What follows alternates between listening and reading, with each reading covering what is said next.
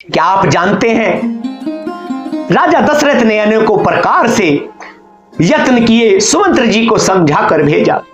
सुमंत्र जी ने 1000 यत्न किए, लेकिन मर्यादा पुरुषोत्तम राम जी तनिक न डिगे।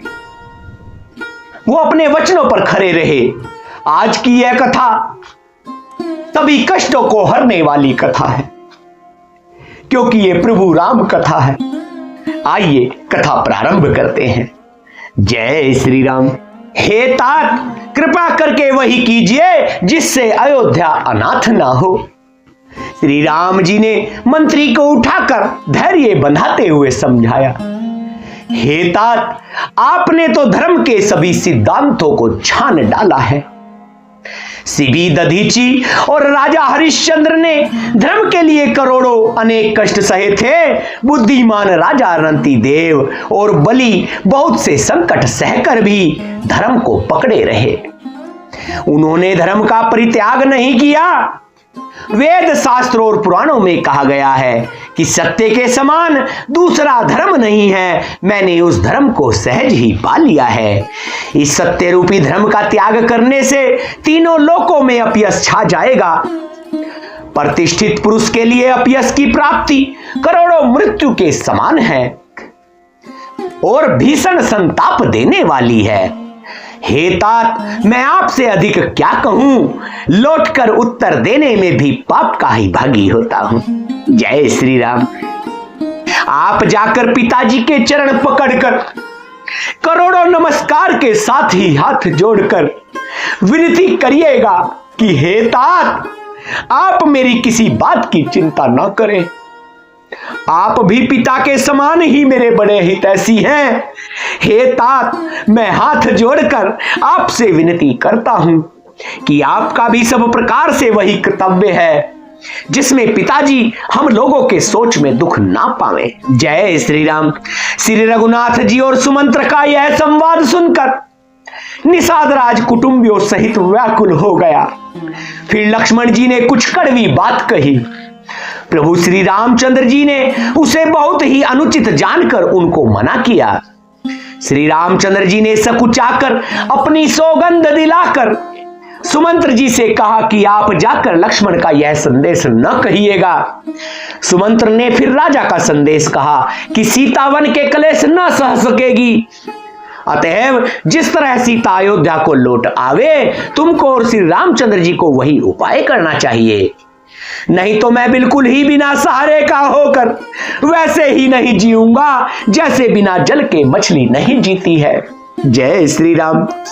सीता के मायके अर्थात पिता के घर और ससुराल में सब सुख है। जब तक यह विपत्ति दूर नहीं होती, तब तक वे जहां जब चाहें वही सुख से रहेंगी। राजा ने जिस तरह जिस दीनता और प्रेम से विनती की है, वह दीनता और प्रेम कहा नहीं जा सकता। कृपा निधान श्री रामचंद्र जी ने पिता का संदेश सुनकर सीता जी को करोड़ों अनेक प्रकार से शिक्षा दी। उन्होंने कहा, जो तुम घर लौट जाओ तो सास ससुर गुरु प्रियजन एवं कुटुंबी सबकी चिंता मिट जाए। पति के वचन सुनकर जानकी जी कहती हैं, हे प्राणपति, हे परम स्नेही सुनिए। हे प्रभु, आप करुणामय और परम ज्ञानी हैं। कृपा करके विचार तो कीजिए, शरीर को छोड़कर छाया अलग कैसे रह सकती है? सूर्य की प्रभा सूर्य को छोड़कर कहीं जा सकती है और चांदनी चंद्रमा को त्याग कर कहां जा सकती है? इस प्रकार पति को प्रेममयी विनती सुनाकर सीता जी मंत्री जी से सुहावनी वाणी कहने लगी।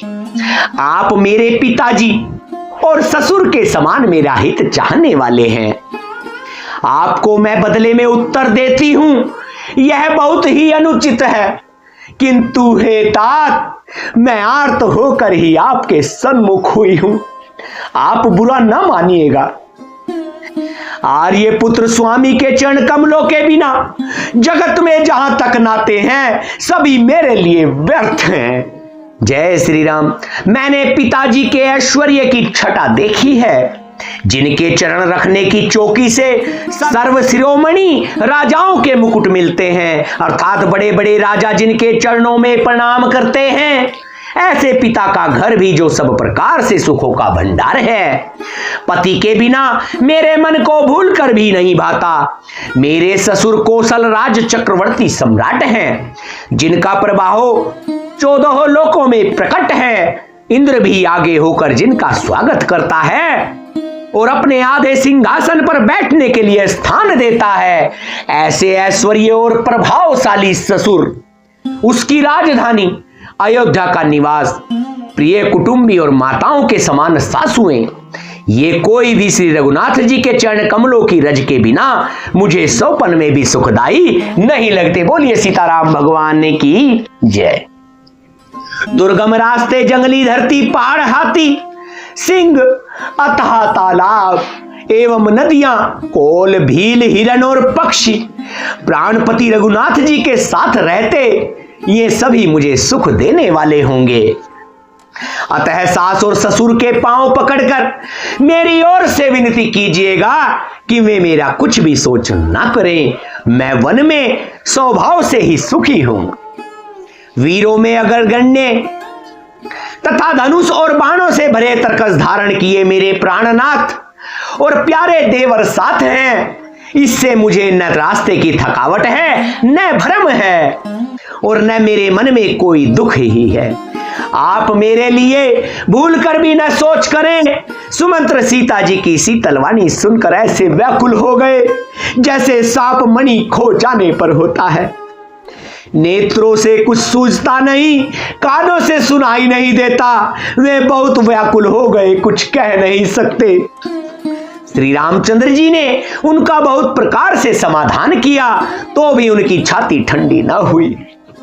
साथ चलने के लिए मंत्री ने अनेकों यत्न किए, अर्थात युक्तियां पेश की, पर रघुनंदन श्री रामचंद्र जी उन सब युक्तियों का यथोचित उत्तर देते गए।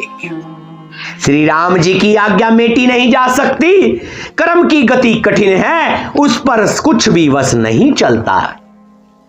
श्री राम, लक्ष्मण और सीता जी के चरणों में सिर नवाकर सुमंत्र इस तरह लौटे जैसे कोई व्यापारी अपना मूलधन अर्थात पूंजी गवाकर लौटा हो। सुमंत्र जी ने रथ को हाँका। घोड़े रामचंद्र जी की ओर देख देख कर हिनहिनाते हैं। यह देखकर निषाद लोग विषाद के वश होकर सिर धुन धुन कर, सिर पीट पीट कर पछताते हैं। जय श्री राम। आज की यह कथा आपको कैसी लगी कमेंट में जरूर बताइएगा। कथा को लगातार सुनने के लिए दिव्य वाणी के इस पावन मंच पर बने रहें।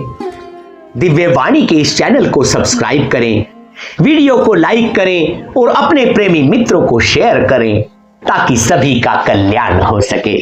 जय श्री राम।